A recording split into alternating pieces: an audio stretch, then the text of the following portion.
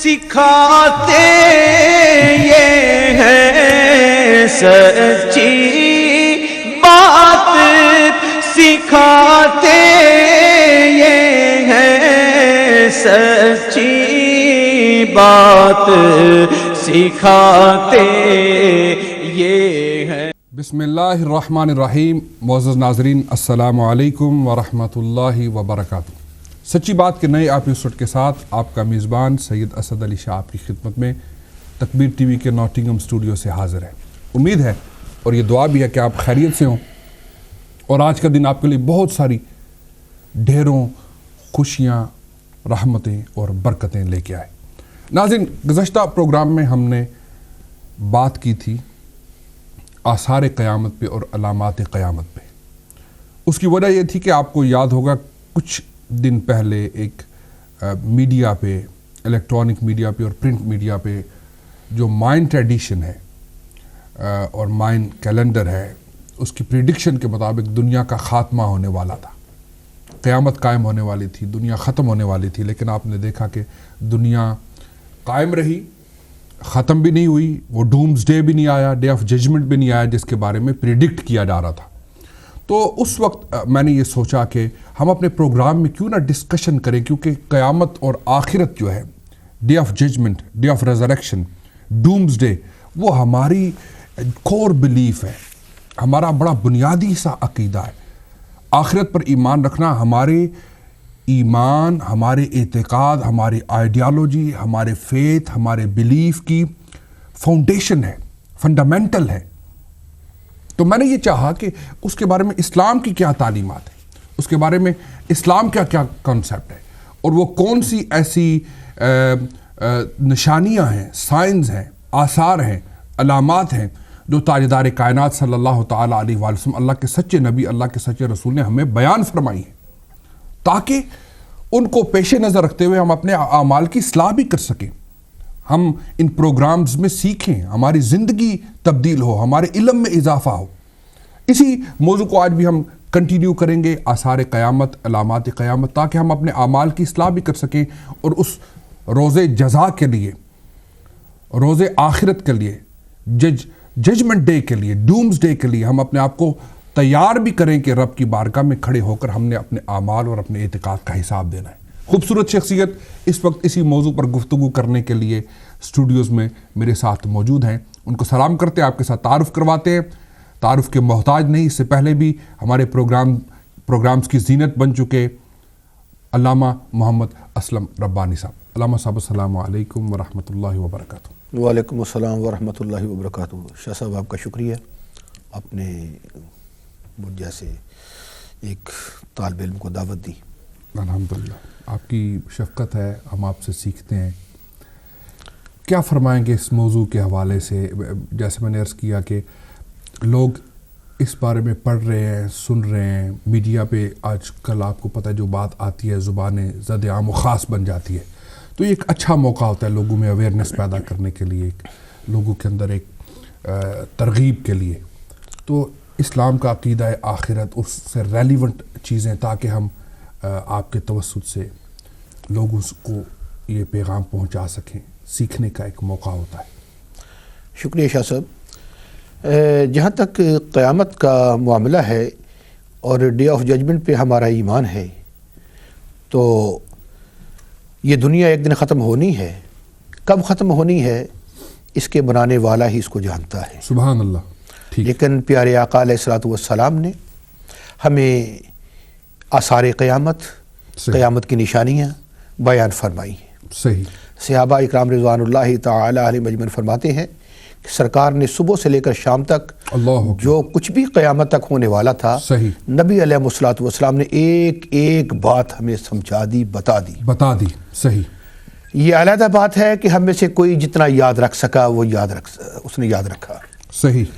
شاہ صاحب، جہاں تک قیامت کی نشانیوں کی بات ہے، ٹھیک، قیامت کی نشانیوں کو دو حصوں میں تقسیم کیا گیا ہے۔ صحیح۔ اور ایک قسم کی نشانیوں کو علامات صغریٰ کہا جاتا ہے، ٹھیک، اور دوسری نشانیوں کو علامات کبریٰ کہا جاتا ہے۔ صحیح۔ علامات صغریٰ وہ علامات ہیں، وہ نشانیاں ہیں جو رسول اللہ صلی اللہ علیہ وسلم کی جلوہ گری سے لے کر ظہور امام مہدی علیہ السلام اور عیسیٰ علیہ السلام کے نزول تک. ٹھیک. اور علامات کبریٰ وہ علامات ہیں صحیح. جو امام مہدی علیہ السلام کی آمد سے اور عیسیٰ علیہ السلام کے نزول کے بعد سے لے کر ٹھیک. اسرافیل علیہ السلام کے سور پھونکنے تک. یعنی ہم ان کو عام الفاظ میں بڑی نشانیاں اور چھوٹی نشانیاں، علامات کبریٰ اور علامات صغریٰ. جزاک. علامہ ربانی صاحب، ہم اس پہ آپ سے تفصیل سے سیکھتے بھی ہیں، سنتے بھی، گفتگو کرتے ہیں. میں چاہوں گا کہ ہم ایک خوبصورت سی نعت شریف اس موقع پہ ماشاءاللہ جو ہے وہ سنیں، ایک سید زادے، ایک صاحب زادے سے جو اس وقت ویڈیو لنک کے ذریعے سبحان اللہ ہمارے ساتھ ہم اس اسٹوڈیو میں شرکت کر رہے ہیں. تو کیا خیال ہے آپ کا؟ ضرور، یہ تو اور بھی ہماری خوش نصیبی ہے. اللہ اکبر. سرکار کی نعت اور سید زادے کی زبان سے. واہ، سبحان اللہ. سبحان اللہ. ضرور جناب. ناظرین، اس وقت صاحبزادہ سید طاہرین علی شاہ گیلانی ہمارے ساتھ ویڈیو لنک کے ذریعے موجود ہیں. میں یہ چاہوں گا ہم ایک خوبصورت سی جو نعت شریف ہے اس سے ہم اس پروگرام کی ابتدا میں ہی اس کی برکت حاصل کریں، اور اس کے بعد انشاءاللہ تعالیٰ اسی پر ہم مزید گفتگو کریں گے کہ جو علامات، جو signs of the day of judgement بیان کیے گئے ہیں، تاکہ ہم اس سے اپنی اصلاح کر سکیں، ہمارے اس سے اویئرنیس میں اور ہمارے علم میں بھی اضافہ ہوگا. تو آئیے ایک خوبصورت سی نعت شریف سنتے ہیں. ویڈیو لنک کے ذریعے لندن سے ہمارے ساتھ موجود ہیں صاحبزادہ سید طاہرین علی شاہ گیلانی. آئیے ان کی خوبصورت آواز میں نعت رسول مقبول سے ہم اپنے قلوب و اذہان کو عشق رسول کی دولت سے معطر اور مزین کرتے ہیں. سبحان اللہ. صلی اللہ علیہ یا رسول اللہ وسلم علیک یا حبیب اللہ. سبحان اللہ. سبحان اللہ.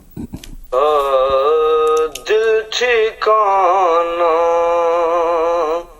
میرے حضور کا ہے، دل ٹھکانا.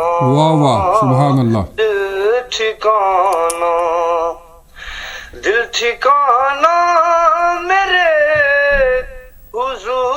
حضور کا ہے، جلوہ خانہ، جلوہ خانہ میرے حضور کا ہے، دل ٹھکانہ. ہر زمانے کی آپ رحمت ہیں، سبحان ہر اللہ. زمانے کی آپ بے شک، بے شک. رحمت ہیں، ہر زمانہ. واہ واہ، کیا بات. میرے حضور کا ہے، ہر زمانہ. ہر زمانہ میرے حضور کا. کیا بات، کیا بات. نعمتیں سب وہی کھلاتے، نعمتیں سب وہی کھلاتے ہیں. کیا بات ہے. واہ واہ. نعمتیں سب وہی کھلاتے ہیں. کیا بات ہے. کھلاتے ہیں دانا دانا. واہ واہ، سبحان اللہ. دانا کیا بات ہے.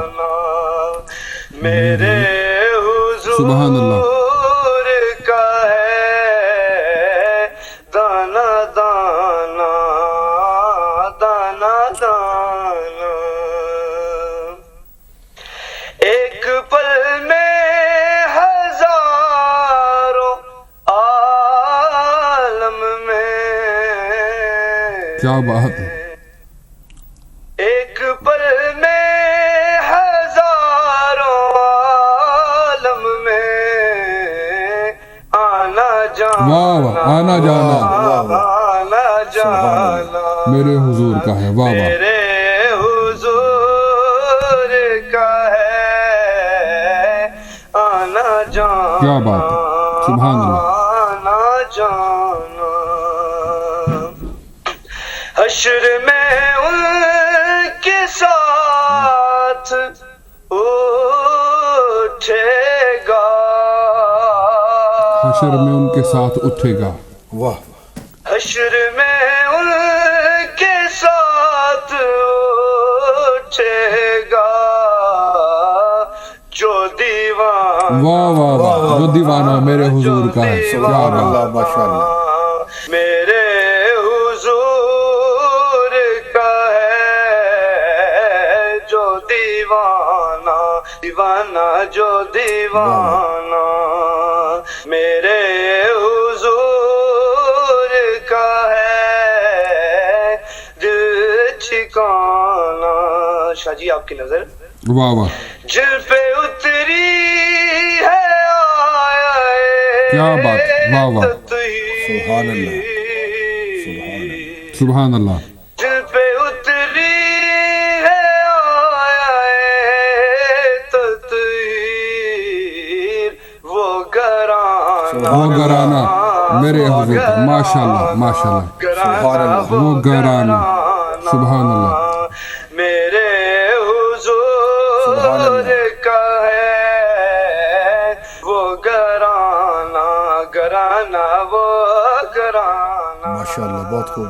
माशाअल्लाह। से हमें जिसने खुद पार लगाना है ज़रा का वो बाबा है हसनैन का नाना है सुभान माशाअल्लाह। और आदर ज़रा पर फैलाए हुए दामन है नस्ल करीमों की लजपाल घराना है लजपाल जिल पे घराना। उतरी है माशाअल्लाह। तत्हीर वो घराना माशाअल्लाह माशाअल्लाह, खूबसूरत नात शरीफ पेश कर रहे थे खूबसूरत अंदाज में। और सरकार दो आलम अलैहिस्सलाम का और आपके बारगाह में खूबसूरत, जिसने भी लिखा जब भी लिखा खूब लिखा। सुभान अल्लाह, और वो बारगाह ही ऐसी है, बेशक सरकार की बारगाह, वो बारगाह ही ऐसी खूबसूरत है कि सुभान अल्लाह। क्या हो कहें। गई जिंदगियां खत्म वाह, और वाह। कलम टूट गए, क्या बात। उनकी तौसीफ का एक बाब भी पूरा। हाँ, सुभान अल्लाह। लिखने वाले लिखते आए हैं, लिख रहे हैं, क़यामत तक लिखेंगे, लेकिन आखिर में यही कहना पड़ेगा उनकी तौसीफ का एक बाब भी पूरा ना हुआ। वाह वाह, सुभान अल्लाह सुभान अल्लाह। बहुत खूबसूरत अंदाज में बहुत ही प्यारी नात शाह अल्हम्दुलिल्लाह। साहब पढ़ रहे थे। दुआ फरमाए अल्लाह इनके इल्म व अमल के अंदर बरकतें अता बरकतें फरमाए, अता फरमाए। और यही मोहब्बत अल्लाह रब्बुल इज़्ज़त तमाम अहले इस्लाम अहले ईमान को नसीब फरमाए, नसीब फरमाए। क्योंकि यही वो घराना है सुभान अल्लाह। जिसकी मोहब्बत दुनिया में भी काम आएगी, कब्र में भी काम आएगी, और इंशाअल्लाह हशर में भी काम आएगी। हुजूर बात कर रहे थे, आप फरमा रहे थे कि दो तरह की जो है वो साइंस हैं, अलामात हैं, जो आसार क़यामत जिनको हम कहते हैं। एक तो बड़े बड़े अलामत कुबरा और एक अलामत सुगरा। जी, यहाँ से मैं चाहूँगा बात आगे शुरू। तो मैं अर्ज़ कर रहा था कि प्यारे आका अलैहिस्सलातु वस्सलाम, आपने वो तमाम क़यामत तक होने वाले फितनों की खबर दी और तमाम उन अलामात का, उन निशानियों का ज़िक्र फरमाया जो क़यामत तक बपा होने वाली थी। अल्लाह। इससे एक तो रसूलुल्लाह सल्लल्लाहु अलैहि वसल्लम के इल्म गैब का पता चलता है वाह वाह। कि मेरे और आपके आका अलैहिस्सलातु वस्सलाम की वो अज़मत है कि सरकार मदीना अलैहिस्सलातु वस्सलाम को अल्लाह रब्बुल इज़्ज़त ने वो इल्म अता फरमाया था कि सरकार क़यामत तक होने वाले तमाम हर किस्म के निशानियों से बाखबर हैं और जानते हैं, वाकिफ़ हैं। और दूसरी चीज़, सरकार मदीना अलैहिस्सलातु वस्सलाम ने एक तो इस मौके पे सरकार ने सुबह से शाम तक तमाम निशानियां बयान फरमाई, सुभान अल्लाह। और वक्तन फ़वक्तन सरकार मदीना अलैहिस्सलातु वस्सलाम इन फितनों से सहाबा को आगाह फरमाते। और हकीकत में सहाबा की महफ़िल में ये बयान फरमाना आने वाले क़यामत तक के मुसलमानों को ये तंबीह थी कि इस तरह के फितने पैदा होंगे, लेकिन तुमने उनसे बचना है। असल में ये अलामात जो है شاہ صاحب یہ آپ نے بہت خوبصورت موضوع شروع کیا ہے، تاکہ بہت ساری ایسی چیزیں ہیں، جیسے آپ نے پہلے شروع میں ذکر فرمایا کہ بہت سے ہمارے مسلمان لوگ بھی ان ٹی وی اور ان خبروں کی، میڈیا کی خبروں میں آ گئے تھے کہ واقعی قیامت آ سکتی ہے، اور یہ جو نشر کر رہے ہیں کہ فلاں دن قیامت آئے گی، اور 21 دسمبر آخری دن ہونا 21 دسمبر آخری دن ہوگا، اور اس کے بعد یہ تمام چیزیں فنا ہو جائیں گی، ختم ہو جائیں گی. اور بہت سارے ہمارے لوگ بھی جن کو ان چیزوں کو بلیو نہیں کرنا چاہیے تھا، نہیں ماننا چاہیے تھا، کیونکہ سرکار مدینہ علیہ الصلوۃ والسلام نے فرمایا کہ اس وقت تک قیامت آ ہی نہیں سکتی جب تک امام مہدی کا ظہور نہ ہو جائے. صحیح. یعنی ظہور امام مہدی علیہ السلام اور پھر عیسیٰ علیہ السلام کا نزول ہونا ابھی باقی ہے. تو ابھی یہ چیزیں، یہ سائن، یہ نشانیاں باقی ہیں. جب تک یہ نشانیاں نہیں ہوتی اس سے پہلے تو قیامت آ نہیں سکتی. تو لیکن بہت سارے لوگ اس باتوں میں آ گئے. لیکن میں نے کہہ رہا تھا کہ سرکار مدینہ علیہ السلام نے اپنے صحابہ کو تمام چیزوں سے آگاہ فرمایا. حضرت انس رضی اللہ تعالیٰ فرماتے ہیں کہ نبی صلی اللہ علیہ وسلم نے ایک شام ہمیں یہ خطبہ دیا. شام یعنی سورج غروب ہونے کے قریب تھا. واہ واہ. اور پیارے آقا علیہ السلام نے فرمایا، اے میرے غلاموں، اے میرے صحابہ، میں تمہیں یہ بتانا چاہتا ہوں کہ جس طرح یہ پورا دن صبح سے شام تک گزر گیا ہے اور سورج غروب کی طرف جا رہا ہے، سرکار نے فرمایا جس طرح اس غروب ہونے کے وقت کے اندر یہ تھوڑا سا وقت باقی ہے، سرکار نے فرمایا اس طرح دنیا گزر چکی ہے اور قیامت اب قریب قریب ہے. اسی طرح قیامت کا قرب بھی قریب ہے اور لہٰذا تھوڑا وقت باقی ہے. میں پچھلے پروگرام میں یہ ذکر کر رہا تھا کہ جس شخص کی موت واقع ہو جاتی ہے اس کے لیے تو سمجھے قیامت شروع ہو گئی. بالکل، بے شک. اس کا حساب کے حساب تو شروع ہو گیا. یعنی ہمیں صرف یہی نہیں کہ آپ نے بجا فرمایا، بہت سارے لوگ علماء نے اس سے پہلے ہی عرض کر دیا تھا، بتا دیا تھا لوگوں کو کہ قیامت کی یہ نشانیاں ہیں، یہ آثار ہیں، یہ علامات ہیں، جب تک وہ پوری نہیں ہوتی قیامت نہیں آ سکتی. لوگوں نے، آپ نے بھی دیکھا، لوگ پہاڑوں پہ چڑھ کے غاروں میں نکل گئے، بڑی بڑی کشتیاں تیار کر لیں، جنگلوں میں نکل گئے، فیملیز اکٹھی ہو کے بیٹھ کے بھی آج دنیا ختم ہو جانی، آج ہم سب نے مرنا ہے تو اکٹھے مر جائیں. لیکن وہ قیامت نہیں آئی. جو شخص جب مرتا ہے، جو اس کی آنکھیں بند ہوتی ہیں، زندگی کا اختتام ہوتا ہے، سانسوں کی ڈوری ٹوٹتی ہے، اس کے لیے تو علامہ صاحب قیامت قائم ہوگی نا. صحیح ہے، بالکل ٹھیک. اس کا حساب کتاب تو شروع ہو گیا. لیکن مجموعی طور پہ کولیکٹیولی ہمیں سرکار دو عالم علیہ السلام نے نشانیاں بتا دیں کہ جب تم یہ کام ہوتے ہوتے دیکھو تو اس کا مطلب ہے قیامت قریب ہے. من حیث القوم. دیکھیں، ہم نے بھی دیکھا ہوگا جب اسٹوڈنٹس ہوتے ہیں، ہم نے بھی اسٹوڈنٹ لائف گزاری ہے، جب امتحانات کے دن قریب آتے تھے تو پھر زیادہ تیاری شروع ہو جاتی تھی کہ پیپرز ہونے والے ہیں، ٹیسٹس ہونے والے ہیں، امتحان ہونے والا ہے. اور جو سیلیبس نہیں بھی پڑھا ہوتا تھا اور جو پڑھ لیا ہوتا تھا اس کو ریوائز کرنا شروع کر دیتے تھے، اور جو نہیں پڑھا ہوتا تھا اس کی طرف زیادہ توجہ ہو جاتی تھی. درست. جب امتحانات کے دن قریب ہوں اس وقت سوشلائزنگ بھی یا تو بالکل ختم ہو جاتی تھی یا ختم ہو جاتی ہے، یا بالکل معمولی سارے کام چھوڑ کے بھی اب میرے امتحان قریب ہے، میرا ٹیسٹ ہونے والا ہے، میرے ایگزامز ہیں، اس لیے دوستوں کے ساتھ ملنا جلنا چھوڑ دیا، آگے پیچھے باہر جانا چھوڑ دیا، پورے کا پورا فوکس اپنے سیلیبس پہ، امتحان کی تیاری میں، اپنے ایگزام کی تیاری میں کہ بھئی اب وقت قریب آ گیا امتحان کا، اس لیے میں اس کی تیاری کر رہا ہوں. درست.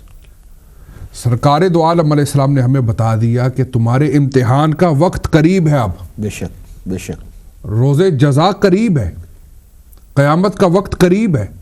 The day of judgment, the doomsday is near. تیاری کر لو، تیاری کر لو. انفرادی طور پہ بھی اور اجتماعی طور پہ بھی، کہ وہ بہت بڑا امتحان. علامہ صاحب، دنیا کے جو امتحان ہیں وہ تو چھوٹی چھوٹی کامیاب، وہ بھی ضروری ہیں، بے شک، ان کا ہم کبھی انکار نہیں کرتے. لیکن جو آخرت اور قیامت کا امتحان ہے وہ تو ایسی ہے کہ جو آپ کی ابدی اور ہمیشہ کی جو زندگی ہے اس کا دار و مدار اس امتحان پہ. بے شک، بے شک. صحیح فرمایا شاہ صاحب. دیکھیے وہ اسٹوڈنٹ کتنا خوش نصیب ہوتا ہے جن کو ایگزام کے کویشچن پتہ چل جائے کہ میرے ایگزام کے اندر یہ سوالات آئیں گے، اور وہ کتنا کمزور ہے جس کو پتہ بھی ہو اور وہ تیاری نہ کرے. صحیح. پیارے آقا علیہ السلام کا امت پہ کتنا احسان ہے. صحیح. سرکار نے ایک ایک چیز بتا دی اور فرما دیا کہ یہ چیزیں ظاہر ہوں گی. ایک تو ہم ان سے بچیں بھی، اور دوسرے یہ ہے کہ ہم آخرت کی تیاری کریں. اللہ. اور اس دنیا کو چھوڑنا ہے، دار فانی سے رخصت ہونا ہے. اللہ. جیسے آپ نے فرمایا جس کی موت آ گئی اس کے لیے تو قیامت آ گئی. صحیح. لیکن جو حیات ہے ان کو اپنی تیاری کرنی ہے. چند علامات جو حضور علیہ السلام نے فرمائی ہیں کہ قیامت کے قریب ماحول کس قسم کا ہوگا، کون سے اعمال اور بدعمالیاں دیکھنے کو ملیں گی. سرکار مدینہ علیہ الصلوۃ والسلام کے ارشادات میں سے یہ ارشاد بھی ہے. سرکار نے فرمایا کہ وقت آئے گا کہ جب امانت ضائع کرنے لگیں گے. اللہ اکبر. یعنی وہ لوگ جو خائن ہوں گے ان کو امانت دار سمجھا جائے گا، اللہ. اور وہ امانتوں کے خائن ہوں گے. سرکار نے فرمایا ایسا وقت ہوگا جب لوگ اپنی نمازیں ضائع کریں گے. اب اندازہ کیجئے کہ کوئی مہمان آ جائے یا کوئی معاملہ ایسا آ جائے، ہم دنیاوی مشاغل میں مصروف ہو کر نماز کو صرف ضائع ہی نہیں کرتے بلکہ نماز کو کھو دیتے. نماز میں تاخیر اس کے حقوق ادا نہ کرنا، اس کی تیاری نہیں، اور پھر معاذ اللہ اس حد تک کہ اس کو قضا کر دینا، اور پھر عادتاً یاد بنا لینا. یعنی عادتاً اس کو قضا کر دینا. کہ ہمارے ہاں یہ بھی اب ایک تفریق پڑ گئی ہے کہ بھئی یہ مسلمان پریکٹسنگ ہے، کیوں یہ نماز پڑھتا ہے، حالانکہ نماز تو ایک اسلام کی بنیاد ہے، اور اس میں ایک فیشن بن گیا ہے. کچھ سال کے سال والے ہیں، کچھ جمعے کے جمعے والے ہیں، اور اس بات پر کوئی شرمندگی بھی علامہ صاحب بعض اوقات نہیں ہوتی. اور شاہ صاحب بعض ایسے ہی ہیں جو صرف نماز جنازہ پڑھنے کے لیے جاتے ہیں. اور میں نے دیکھا بھی ہے کہ باہر کھڑے رہتے ہیں، اوپر نماز ہو رہی ہوتی ہے، موسٹلی نماز ظہر کی نماز کے بعد جنازے ہوتے ہیں، تو آئیں بھئی نماز ہو رہی ہے جی ہم جنازہ پڑھنے کے لیے آئے ہیں. حالانکہ جو فرض عین ہے اس کو ترک کر رہے ہیں، فرض کفایہ کے لیے آ رہے ہیں. میں سمجھتا ہوں وہ بھی فرض کفایہ کی محبت نہیں بلکہ جانے والے کو، یہ برادری کو منہ دکھانے کے لیے کہ یہ آج ہم نہیں جائیں گے تو کوئی ہمارے لیے بھی نہیں آئے گا. اس میں خدا اور رسول کی رضا شامل بہت کم ہوتی ہے. زیادہ تر یہی معاملہ ہوتا ہے کہ دیکھا دیکھی چلو یار ہم جائیں تو کوئی یہ نہ کہے کہ یہ فلاں آدمی جنازے پہ نہیں آیا. ہمارے لیے یہ از حد ضروری ہے، از بس ضروری ہے کہ یہ علامات قیامت میں سے کہ نمازوں کو ضائع کیا جائے گا. اور اپنے معاشرے میں، اپنے گھر میں اگر ہم دیکھیں، اپنے دوست احباب میں دیکھیں، تو میں یہ سمجھتا ہوں علامہ صاحب اس چیز پہ ہمارا بڑا فوکس ہونا چاہیے. نماز ضائع کرنے سے یہ بھی دکھ اور تکلیف کی بات ہے. میں کوئی خوشی میں یہ بات نہیں کہہ رہا، یہ دکھ کی بات ہے کہ ہمیں دنیا بھر کے ہر دھندے کا پتہ ہے اور اچھا خاصا پتہ ہے، لیکن جو وضو کرنا ہے اور جو طہارت ہے اور جو غسل کرنا ہے اور جو اسلام کے بیسکس ہیں اس کے بارے میں ہمیں مکمل آگاہی حاصل نہیں ہے. آپ نماز جنازہ کی بات کر رہے ہیں، چلے وہ بھی نماز تو ہے نا، نماز جنازہ ہی صحیح، ٹھیک ہے، میت کے لیے نماز جنازہ پڑھنے کے لیے جب ہم آتے ہیں اللہ کی عبادت ہے وہ، لیکن نماز جنازہ کا صحیح طریقہ بھی نہیں آتا ہمیں. درست. اگر خاندان میں کوئی فوتگی ہو جائے، باپ بھائی اللہ تعالیٰ ہر گھر میں خیر رکھے، ہم ان کو تجہیز و تکفین کے صحیح مسائل سے ہی آگاہ نہیں ہیں. درست فرمایا. غسل دینے کے لیے ڈھونڈتے پھرتے ہیں، ابھی کون غسل دے گا، ہمارا باپ فوت ہو گیا، غسل دینے کے لیے کس کو بلائیں، ہمارا بھائی فوت ہو گیا، غسل دینے کے لیے کوئی غسال ایسا بلا لو کہ جو جناب آئے اور غسل دے دے. ٹھیک ہے، لیکن خود پتہ نہیں ہے، خود مسائل سے واقف اور آگاہ نہیں ہے. نماز جنازہ پڑھنے تک صحیح اس کا طریقہ، اس کو ادا کرنا، اس میں کیا پڑھنا ہے، بڑی اس پر میں سمجھتا ہوں فوکس کرنے کی ضرورت ہے. درست فرمایا آپ نے. یہی حال ہے کہ نماز جنازہ پڑھنے کے لیے تعداد میں بہت کم ایسے لوگ ہوں گے جن کو دعا بھی آتی ہو. اللہ اکبر. اور بہت سارے لوگ جو یہ جانتے بھی نہیں کہ ہم میت کو فائدہ پہنچانے کے لیے آئے ہیں، تو ہم نے اس کے اندر میت کو کیا فائدہ پہنچایا، اس کے لیے دعا ہی نہیں کی، اس کی مغفرت کے لیے اللہ کے حضور التجا ہی نہیں کی. اور ویسے یہ بھی آپ نے بہت خوب فرمایا، حالانکہ یہ بنیادی چیزیں ہیں کہ میت کو غسل دینا یہ ہر ایک کو آنا چاہیے. اور اس کے علاوہ ہمارے مساجد میں معذرت کے ساتھ اس کا تھوڑا سا اہتمام بھی ہونا چاہیے. دیکھیں اس میں خاص طور پہ ہمارے یہاں بچوں کی کلاسز تو ہوتی ہیں، لیکن بچے آتے ہیں قرآن شریف پڑھتے ہیں، قرآن شریف پڑھ کے کچھ ہماری بھی کمزوری ہے، تربیت کا فقدان ہے. صحیح فرمایا. اس میں ایک بچے آتے ہیں قرآن شریف پڑھ کے چلے جاتے ہیں، ان کی مکمل تعلیم و تربیت اور مسائل کے حوالے سے آگاہی کا اہتمام کرنا بہت ضروری ہے. اور پھر بالخصوص وہ لوگ کہ جو وہ اس عمر کو گزر چکے ہیں، اب ان کے لیے ایک ہیزیٹیشن ہے. اگر وہ سیکھنا بھی چاہیں تو ان کے لیے باقاعدہ کورسز ہونے چاہیے، ویکلی بنیادوں پہ، ماہانہ بنیادوں پہ. میں یہ نہیں کہہ رہا کہ بہت اچھا کام ہو رہا ہے مساجد میں، علماء بڑی محنت کے ساتھ بڑے کورسز کیے جاتے ہیں، تعلیم دی جاتی ہے، ہر نماز کے بعد درس ہوتا ہے، فقہ کا درس ہوتا ہے، درس قرآن ہوتا ہے، درس حدیث ہوتا ہے، بڑی محنت سے. لیکن میں یہ سمجھتا ہوں کہ ہماری مساجد عبادت گاہ بھی رہے اور وہ تعلیم اور تبلیغ اور تشریح، نشر و اشاعت کا بھی ایک بہت بڑا مرکز ہے. ایسا نہیں کہ نماز کے وقت کے لیے 10-15 منٹ کے لیے مسجد کھلے، نماز ادا کی، پھر گھر چلے گئے. دیکھیے علامہ صاحب، لوگوں نے ہمارے تکبیر چینل کے ذریعے بھی بہت ساری مساجد کی ماشاءاللہ کلیکشن ہوتی ہے. پھر وہ دوست جتنی محنت سے، جتنی کوشش سے، جتنی تگ و دو سے وہ مساجد تیار کرتے ہیں، پھر پورے ملک کے لوگ جس میں کنٹریبیوٹ کرتے ہیں، اپنا رزق حلال استعمال کرتے ہیں، اپنا سرمایہ اس میں ڈالتے ہیں. اس کا مقصد کیا صرف اتنا ہی ہوتا ہے کہ 10 منٹ کے لیے، 15 منٹ کے لیے مسجد کھلے گی، لوگ آئیں گے، نماز پڑھیں گے، گھر چلے جائیں گے؟ اتنی بڑی قربانی تو اس لیے ہوتی ہے کہ کوئی بہت بڑا مقصد اس سے حاصل کیا جائے. یہ نہیں جمعہ کے جمعے دن آئے، نماز پڑھی اور چلے گئے. یہ بھی بہت بڑی سعادت ہے اور بہت بڑا ثواب ہے اور بہت بڑی الحمدللہ یہ بھی اللہ تعالیٰ کی طرف سے عطا اور عنایت ہے کہ نماز کے لیے. لیکن مقصد یہ ہے کہ اتنا بڑا جو انویسٹمنٹ کیا ہے، اتنا بڑا جو سرمایہ لگایا ہے، اتنے لوگوں نے جو اس میں اللہ کی راہ میں خرچ کیا ہے، اور کئی ملین پاؤنڈ سے وہ جو مسجد تیار ہوئی ہے، وہ اس لیے کہ اس کو عبادت کی جگہ بھی ہو، کمیونٹی سینٹر بھی ہو، لوگوں کی تعلیم اور تربیت کا بھی وہاں پر، اور مذہب کے حوالے سے نشر و اشاعت کا ایک پورا مرکز ہو جو لوگوں کو، خواتین کے لیے، بچیوں کے لیے، جوانوں کے لیے، بزرگوں کے لیے، یعنی پورا دن وہ مسجد بزی رہے.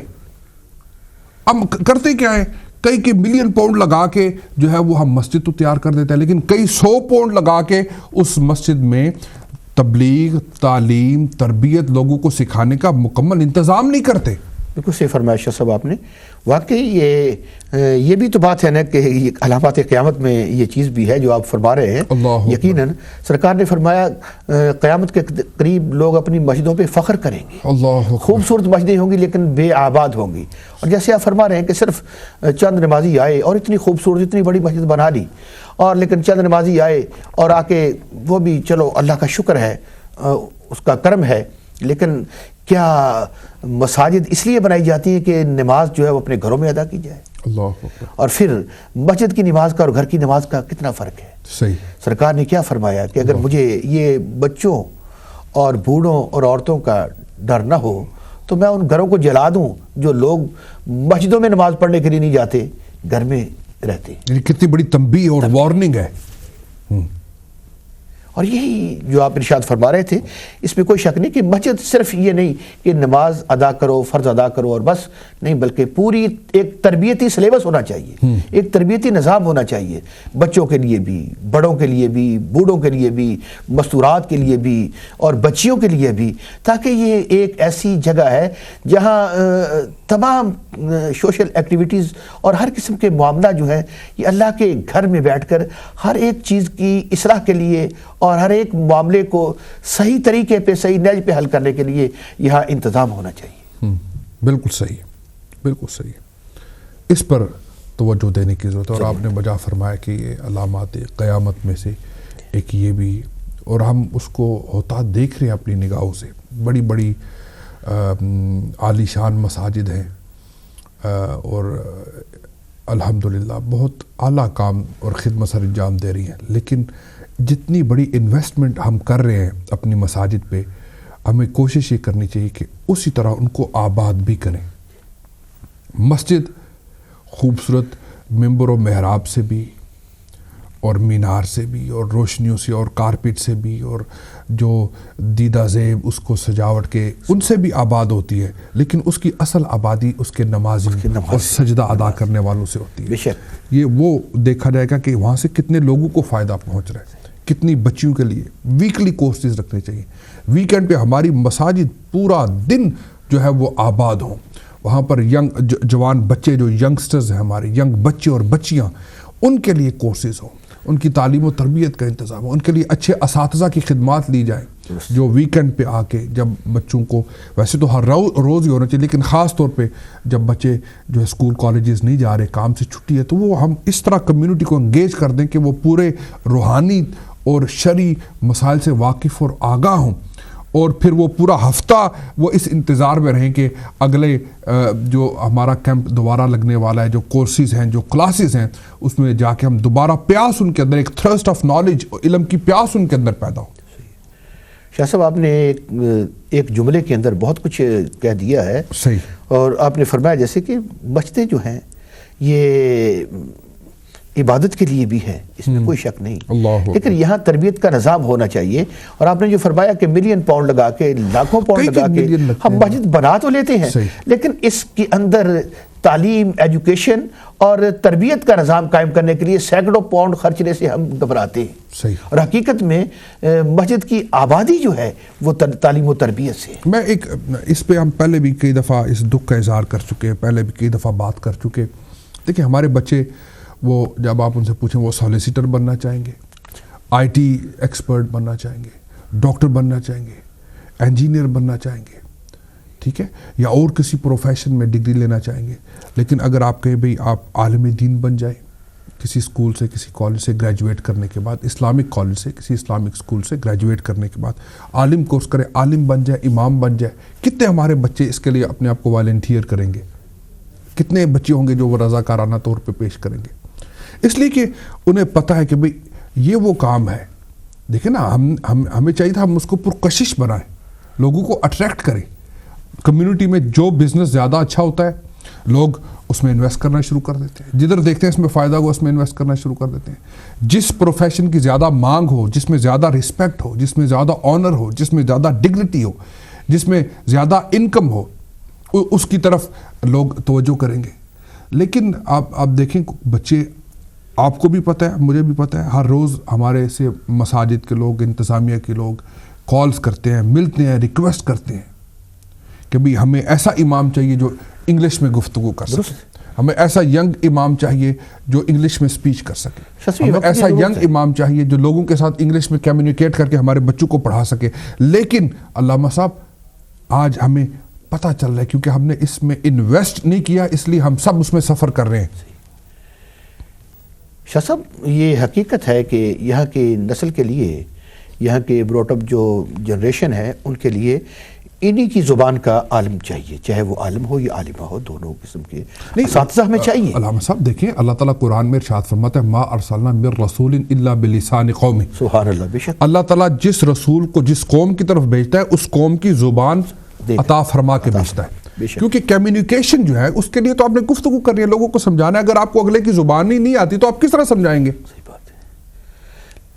بالکل صحیح آپ جو فرما رہے تھے نا کہ دیکھیں لوگ چاہتے ہیں کہ میرا بچہ ڈاکٹر بن جائے، انجینئر بن جائے، فلاں بن جائے، فلاں بن جائے، لیکن وہ لوگ جن کو اللہ تعالیٰ نے قلب سلیم عطا فرمایا ہے اور ان کے اذہان خدا اور رسول کے دین سے منور ہیں، ان کی کوشش تو ہوتی ہے کہ وہ اپنے بچوں کو دین کی طرف راغب کریں، لیکن عام سوسائٹی کا حال یہ ہے کہ دیکھیں جی ہمارا فیوچر کیا ہوگا۔ اب حقیقت میں فیوچر جو قریب کے فیوچر کو ہم دیکھتے ہیں، لیکن دور کے فیوچر کو اگر دیکھا جائے تو یہ فیوچر قرآن و سنت کے اندر ہی محفوظ ہے، اور آخرت بھی اسی میں بھی۔ آج ہم کہتے ہیں کہ دیکھیں ہمارے بچے نے ڈگری لی ہے، بڑے خوش ہوتے ہیں، اللہ تعالیٰ خدا کرے کہ تمام مسلمانوں کے بچوں کسی نہ کسی جاب کے اندر اپنی ڈگری کریں اور اعلیٰ تعلیم حاصل کریں، اسلام اس سے منع نہیں کرتا، وہ ڈاکٹر بھی ہو اور حافظ قرآن بھی ہو، لیکن جو حافظ قرآن ہوگا جب وہ مصلی محمد پہ کھڑا ہوگا، سارے ڈاکٹرز، سارے انجینئر، سارے امیر، سارے غریب، چھوٹے بڑے، کمیونٹی لیڈرز، عمائدین، سارے اسی کے پیچھے کھڑے ہوں گے، قیادت پھر بھی اسے ملے گی، سیادت اسے ملے گی جس کے پاس دین کا علم ہے۔ لیکن رخ اس طرف کرنے کی ضرورت ہے کہ ہم اپنے بچوں کو جہاں دنیا کی ڈگریوں کی طرف مائل کرتے ہیں وہاں دین کی ڈگری کے لیے بھی مائل کریں. بالکل. لیکن اس میں میں جو عرض کرنا چاہ رہا تھا ایز اے کمیونٹی کام کرنے کی ضرورت ہے. ہمیں دیکھیں نا ہم نے اس میں انویسٹ نہیں کیا. ہم اگر اس میں انویسٹ کرتے جو ہے اپنے علماء اور اپنے اداروں کو مضبوط کرتے اور اس کو اتنا پرکشش بناتے کہ لوگ اس کی طرف اٹریکٹ ہوتے. ہماری گفتگو اس پہ علامہ صاحب جاری رہے گی. ایک ہم نے وقفہ لینا ہے, ایک مختصر سی بریک ہوگی اور اس بریک کے بعد انشاءاللہ ناظرین اسی موضوع پر ہم مزید گفتگو اپنی جاری رکھیں گے.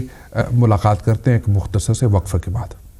سچی بات سکھاتے یہ ہیں, سچی بات سکھاتے یہ ہیں, سچی بات سکھاتے